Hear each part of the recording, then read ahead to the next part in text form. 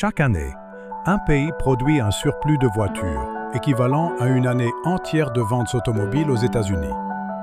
Où vont ces voitures en surplus, si ce n'est aux États-Unis? En 2020, les constructeurs chinois ne détenaient que 14% des parts du marché automobile mondial. En 2025, ce chiffre est monté à 25%, presque au niveau de la part du Japon. Un acheteur de voitures dans l'Ohio n'a peut-être jamais vu une BYD en vrai, alors qu'à Mexico, un acheteur peut désormais en choisir une aussi facilement qu'une Toyota.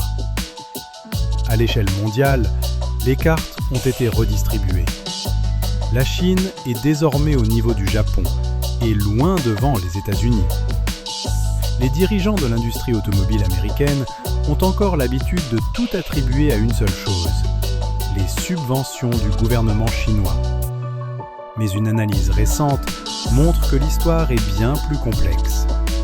Une solide chaîne d'approvisionnement nationale, une échelle gigantesque, la rapidité de lancement des nouveaux modèles et une concurrence féroce sur le marché intérieur, tout cela se combine.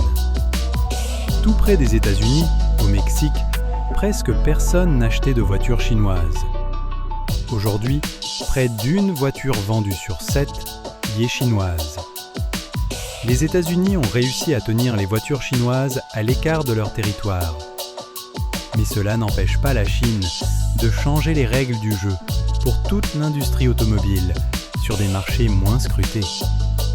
Préserver son marché ne veut pas dire gagner dans le reste du monde.